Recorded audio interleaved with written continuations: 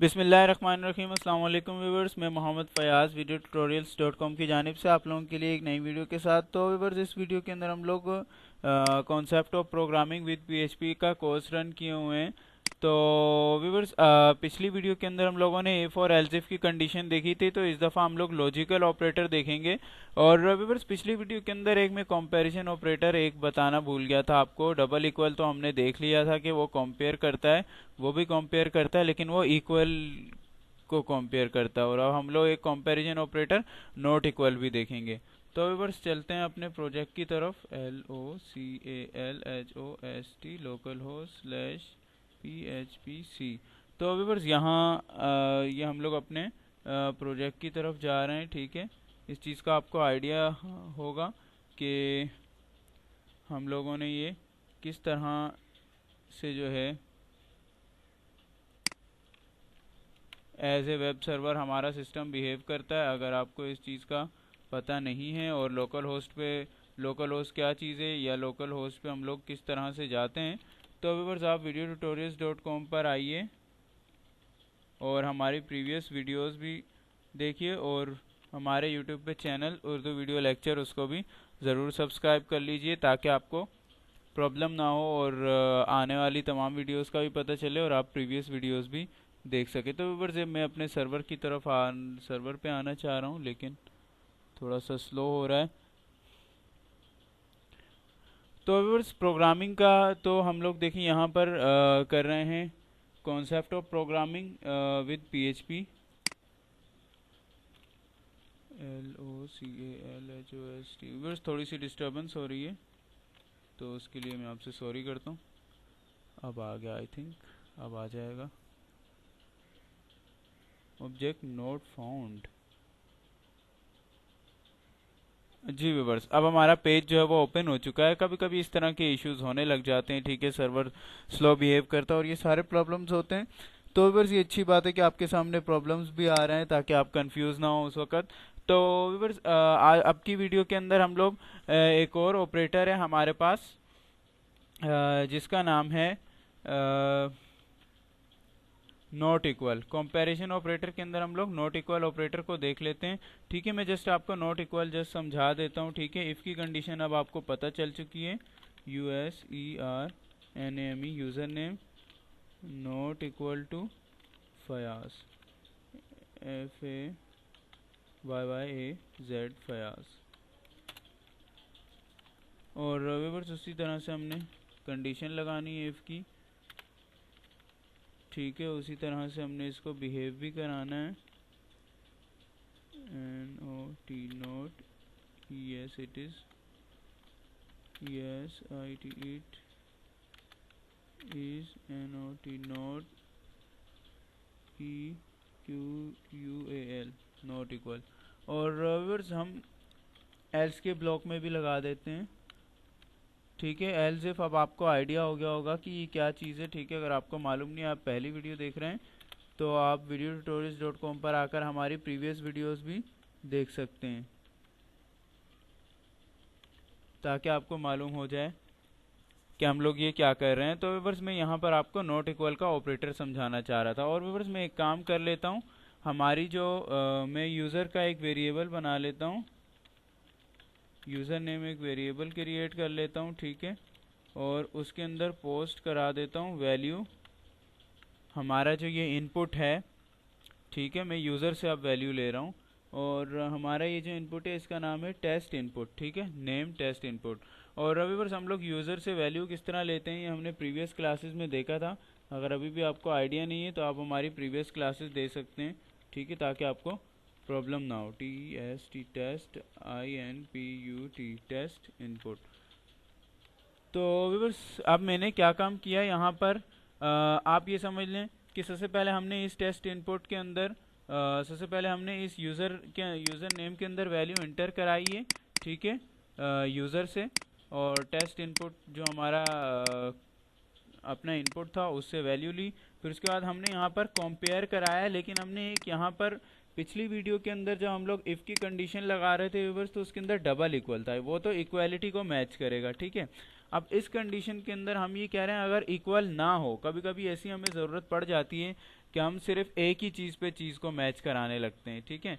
तो हम कहते हैं इसके अलावा बाकी जो भी हो वहाँ पर एक कुछ और चीज़ रिटर्न करे, लेकिन अगर जो हमारा स्पेशल वर्ड है उस तरह से हो तो कुछ और रिटर्न करे, ठीक है। अब मैं ये चाह रहा हूँ कि अगर फयाज के इक्वल हो तो ये वाली बॉडी रिटर्न करे, फयाज के इक्वल ना हो, अगर हमारा ये जो वेरिएबल है मैंने नॉट इक्वल का साइन लगाया, ठीक है। आप शिफ्ट दबाकर और 1 का बटन दबाएंगे तो आपके पास ये नॉट इक्वल का साइन आ जाएगा। इंग्लिश में इसको साइन ऑफ एक्सक्लेनेशन भी कहते हैं आई थिंक। और व्यूअर्स तो आप ये साइन और इक्वल का साइन जैसे ही आप लगाएंगे तो इसको कहते हैं नॉट इक्वल का ऑपरेटर, ठीक है। कंपैरिजन ऑपरेटर होता है ये। इसका मतलब ये कि अगर ये यूज़र नेम इस फयाज के इक्वल नहीं होगा तो तब ये वाली कंडीशन चलेगी। हालांकि पिछली वाली वीडियो के अंदर हम लोग देख रहे थे इक्वल होगा तो तब ये वाली चलेगी, ठीक है। अब फयाज के इक्वल नहीं होगा तो ये वाली चलेगी। जैसे ही कोई जो है वो फयाज इनपुट करेगा तो फिर वो एल्स वाले में आ जाएगा, ठीक है।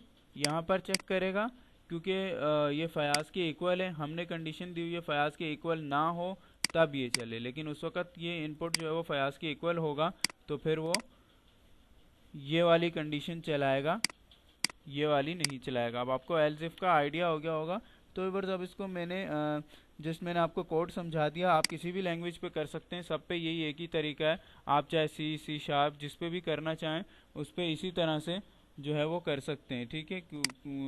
जस्ट आपको वेरिएबल डिक्लेयर या इनिशियलाइज करने का एक डिफरेंट तरीका है। तो व्यूअर्स वो हम पिछली वीडियोस के अंदर डिस्कस कर चुके हैं। बाकी कॉन्सेप्ट सारा का सारा यही है, सी शार्प जो भी हो। तो मैं एक काम कर लेता हूँ, मैं यहाँ पे लिख देता हूँ FAYYAZ। तो व्यूअर्स हमने वहाँ पे क्या कहा था, फयाज के इक्वल ना हो। तो हम देखते हैं क्या हमें आंसर देता है। तो व्यूअर्स यहाँ पर इसने हमें आंसर क्या दिया है। तो व्यूअर्स मैं एक काम ये कर लेता हूँ कि इक्वल दे रहा है ये हमें, तो मैं यहाँ पे इसको BR लगा देता हूँ ताकि आपको आंसर भी समझ में आ जाए, ठीक है। अदरवाइज कंफ्यूजन हो जाएगी। एको और BR लगा देता हूँ, BR, ठीक है। तो व्यूअर्स मैंने यहाँ पर BR लगा दिया है और अब हम इसका रिजल्ट देखते हैं। तो व्यूअर्स मैंने वहाँ पर इनपुट किया था फयाज, ठीक है। इस बात का ख्याल रखिएगा आप। और मैंने वहाँ कंडीशन दी हुई है। तो व्यूअर्स ये मुझे फयाज पे आंसर क्या दे रहा है ये देख लेते हैं हम, ठीक है। और मैंने रिफ्रेश किया इसको। तो व्यूअर्स ये मुझे फयाज पे आंसर दे रहा है इक्वल। तो व्यूअर्स मैंने वहाँ कंडीशन ही ऐसी दी थी कि अगर हमारी ये जो इनपुट है वो फयाज के इक्वल ना हो तो तब हमारी बॉडी चले इफ की। एल्स हमने एल्स में भी उसको दे दिया था कि ये होना चाहिए। तो व्यूअर्स अब आप समझ गए होंगे कि कंपैरिजन ऑपरेटर में नॉट इक्वल ऑपरेटर हमारे पास क्या काम करता है। और व्यूअर्स आपको अगर आप पहली वीडियो देख रहे हैं तो आप videotutorials.com पर आकर हमारी प्रीवियस वीडियोस देखिए और इफ एल्स इफ की पहले आप कंडीशन समझिए, फिर उसके बाद ही आपको ऑपरेटर्स जो है वो समझ में आएंगे। और व्यूअर्स इसका एक यूज़ और भी होता है, मैं आपको ये भी बता देता हूँ। अभी मेरे जहन में आ गया एक और यूज़ भी। और तो व्यूअर्स अब हम लोग एक और इसका यूज़ कर लेते हैं जो ज़्यादा आपको समझ में इजीली आएगा। अगर मैं ये चीज़ कहना चाहूँ कि भाई कोई इस यूज़र नेम को खाली फिल ना करे तो मैं क्या करूँगा, if user name is not equal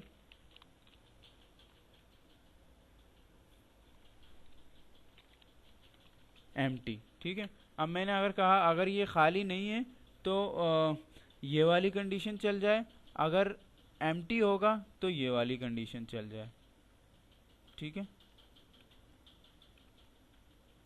तो अब हम देखते हैं, मैं यहाँ पे लिख देता हूँ एम्प्टी लिख देता हूँ इस कंडीशन के अंदर। और व्यूअर्स एक हम लोग एम्प्टी के हवाले से एक फार्मूला भी होता है, ठीक है, EMPTY फंक्शन भी होता है, सॉरी। और यहाँ पे मैं लिख देता हूँ yes it is not empty, EMPTY। तो व्यूअर्स ये ज़्यादातर हम लोग वैलिडेशन में भी ये नोट का ऑपरेटर यूज़ कर रहे होते हैं, ठीक है, नोट का ऑपरेटर यूज़ कर रहे होते हैं।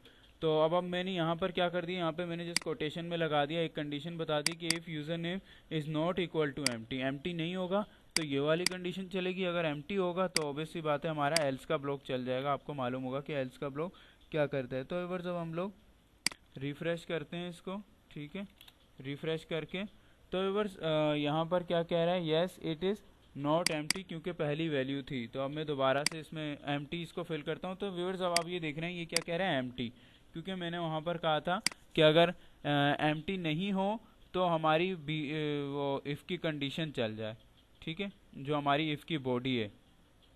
तो अब मैं इसको कुछ भी फिल करता हूँ तो अब आप देखिएगा कि हमारी इफ़ की बॉडी चला देगा, अदरवाइज़ ये हमें अदरवाइज़ ये हमें एम्प्टी रिटर्न करेगा, ठीक है। अब ये हमें एम्प्टी रिटर्न कर रहा है क्योंकि हम लोग खाली फिल करे जा रहे हैं इसको। तो बस इस तरह हम लोग वैलिडेशन के अंदर वैलिडेशन के लिए हमें ज़रूरत पड़ता है कि भाई हमारा फॉर्म कोई एम्प्टी फिल ना करे, तो हम वहाँ पर क्या काम करते हैं कि if equal to not empty जब हमारी वैल्यू डेटाबेस में जाए, अदरवाइज एल्स में एरर दे दे कि भाई आप कंप्लीट फॉर्म को फिल करें। और व्यूअर्स ये क्लाइंट साइड भी वैलिडेशन होती है, मैं आपको पहले ही बता चुका हूँ, लेकिन सर्वर साइड वैलिडेशन हम लोगों को कर लेनी चाहिए, ठीक है। और क्योंकि सर्वर साइड वैलिडेशन ज़्यादा इंपॉर्टेंट होती है, क्लाइंट साइड वैलिडेशन आपको पता है रुक भी सकती है, कोई जावास्क्रिप्ट बंद कर देगा तो फिर प्रॉब्लम भी हो सकती हैं। और व्यूअर्स इसके साथ साथ मैं आपको एम्प्टी के हवाले से समझाना चाह रहा था, तो मेरे जहन में एक और क्या हो गया,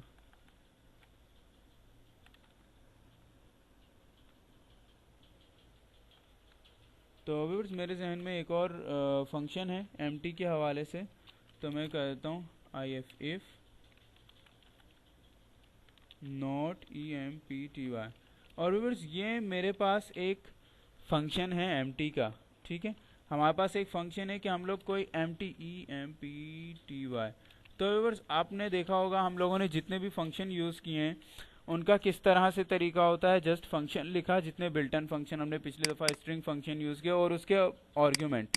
तो व्यूअर्स ये एम्प्टी का फंक्शन आपको ये हेल्प करता है कि ये चीज़ आपके वेरिएबल को, आपके स्ट्रिंग को, आपके डेटा को चेक करेगा एम्प्टी है या नहीं है।